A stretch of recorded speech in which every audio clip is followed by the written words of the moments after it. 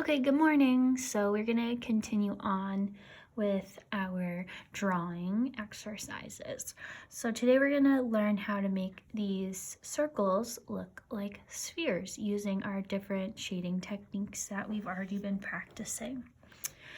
So on your paper, the first one up on the top here should be stippling. The second one we'll use hatching. And I believe I already wrote these in for you, but if not, go ahead. You can go ahead and write them in if you'd like. And then this one down here will be blending. So I'm gonna go ahead and start off with stippling. For this one, I am gonna use a marker.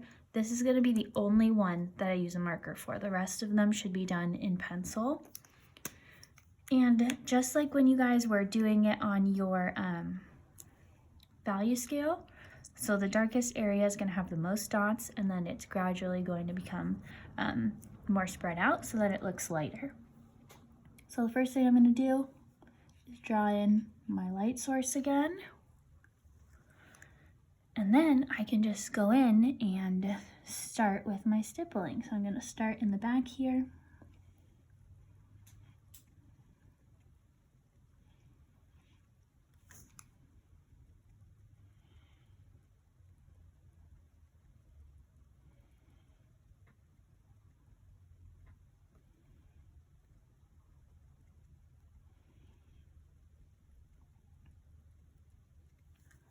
Make this nice and dark.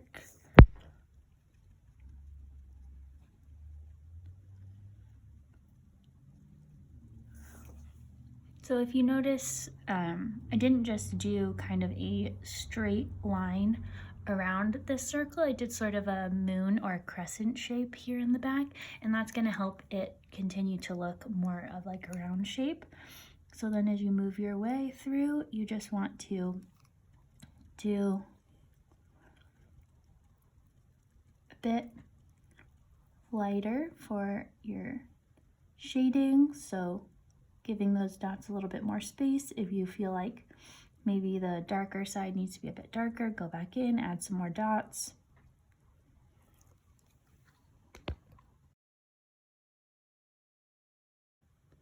All right, so there's my finished stippling sphere. Sometimes it helps stepping back a little bit or even taking a picture of it on your camera so you can see. So when I look at it through the camera, I still can see a little bit of this line between the dark and the middle tone. So I'm going to go ahead back in and maybe just add a couple more dots to get rid of that a bit. Yeah, that looks much better.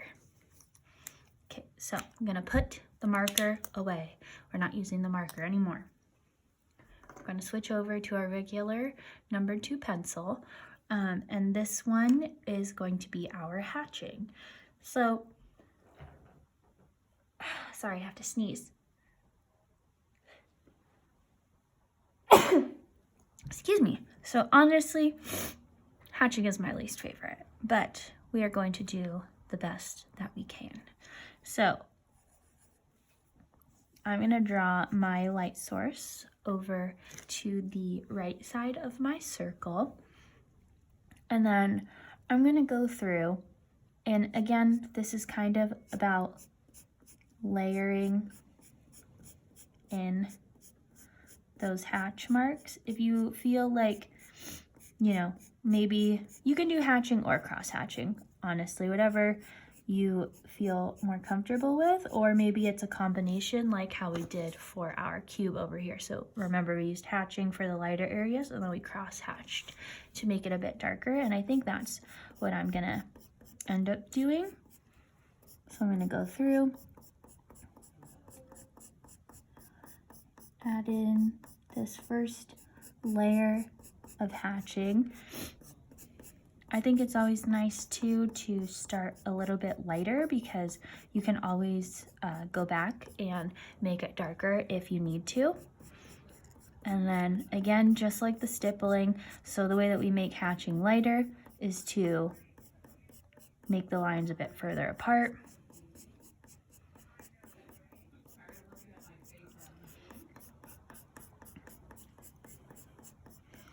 And I think what's important to remember when you are hatching is to you're picking up your pencil in between every line that you are making. So when a lot of us are drawing or shading, maybe we do lines like this, but that's not hatching. That's just drawing a single line. So when you're hatching, what you want to do is really draw the line, pick up the pencil, draw the line, pick up the pencil, draw the line, pick up the pencil, draw, pick up, draw, pick up, draw, pick up. Okay, and that way you get all of these nice little lines. So I feel pretty okay about this, but I do want to go back in and darken up this back side a bit more. And if you're having a hard time getting a darker tone with that number 2 pencil or that regular just plain old yellow pencil that you have, just push a little bit harder, and that should help out, as well as putting more of those lines. All right, so looking at it through the camera, I'm feeling pretty good about that one as well. So the last one we're gonna have is blending. I think this is probably the hardest one, which is why we've practiced it a lot. But what is good to remember when you are blending or shading in general, and I want you guys to try this and practice it before you just go in and start coloring this sphere. But hold your pencil a little bit further away and try to go back and forth in one area so that you completely get rid of any of the little lines that are made as your pencil is running across the paper. So if I zoom in a little bit so you can see it a little bit better what I'm doing. So I'm holding my pencil back a bit, and as you can see, there are these little lines that are made, right? But to make it look all blended and all one tone, I'm not just gonna leave those. I wanna go back and fill in that whole area so that it looks like one even color. Another way that can help with that, when I'm drawing a lot of the times, I like to make these small circular motions like this, but even smaller. And that helps kind of fill in any of those areas naturally. No one taught me this. I just kind of started doing it on my own. So a lot of drawing and learning how to draw is just practicing and finding out what works for you. So if you feel like maybe you're not the best at blending or you need some more practice with it, just turn your paper over and practice before you start this last blending piece. So, all right, so we will be doing this last circle down here now, and that one is going to be our blending. My light source again is going to be coming from this right side. And just like we did for our cylinder and our cone, which I did not go back and fix this, but I'm not very happy with it. Make that a little lighter.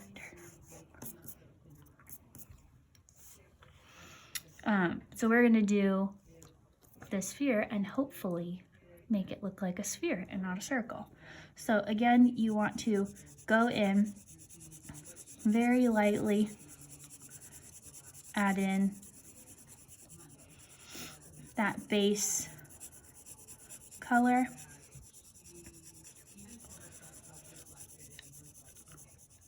So when I'm doing this, I'm pushing very lightly on my pencil.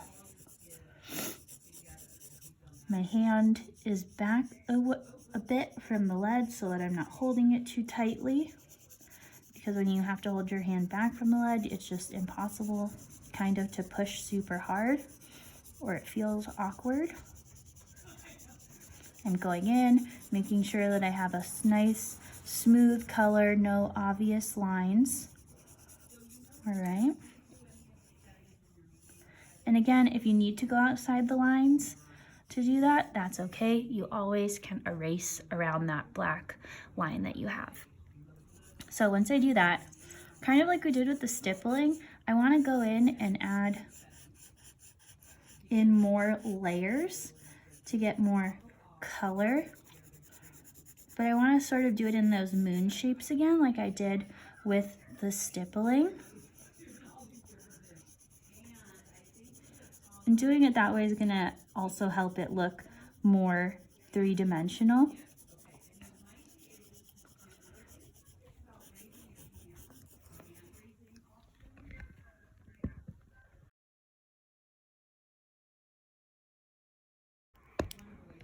Okay, so I went in, I've added in my darkest shade. So I pushed pretty hard back here on the back side where the darkest shadow would be for this sphere. And this is as dark as this pencil I have is going to get. So I know that that's just going to be my darkest shade no matter what.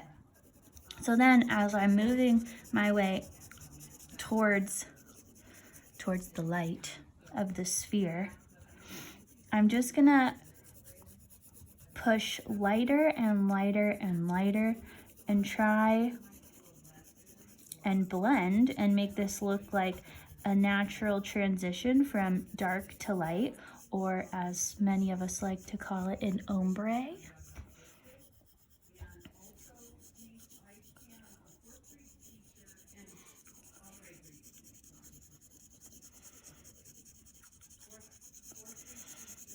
And then I'm gonna go back and just erase a little bit where I want that highlight to be.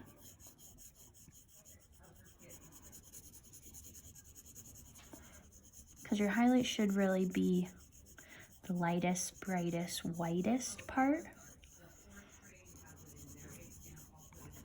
of that sphere, but I kind of want to feel good about my shading before I do that.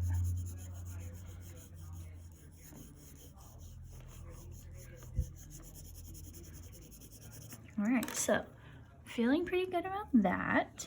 And I'm gonna go back in with this eraser that I have and really push down quite a bit so that nice white of the paper does come back through. But since I've done it this way, now I have to go back in and do a little bit of blending to make it look like it was always there. I didn't come and erase it. So again, you can do this little trick, move some of that around. Maybe you have to go back in and erase some more of it. So this is a process, and you just keep doing it until you're happy with it. Erase what you need to. If you need to come back in and add more color, then you do that.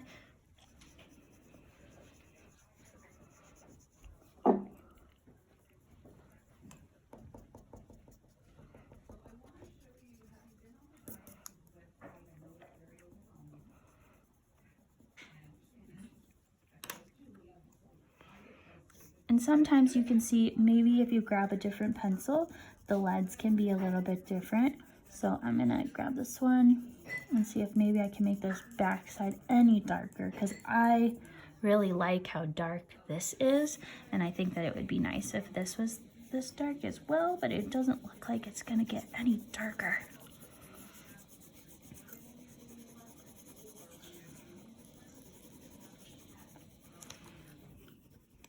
All right. So this is a pretty dark sphere. I think it could be a little bit lighter, maybe especially here.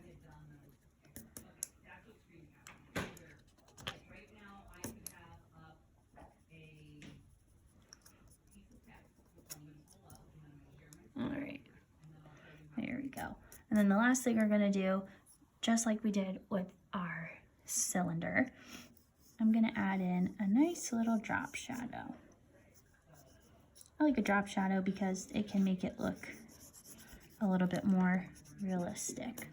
So basically what you're going to do is you're going to extend the line from that sphere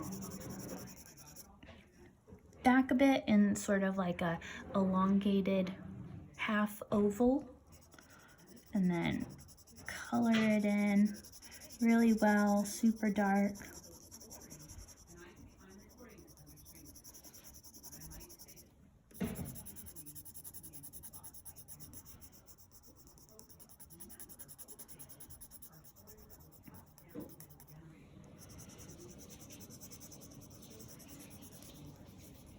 All right, and then you have your finished sphere.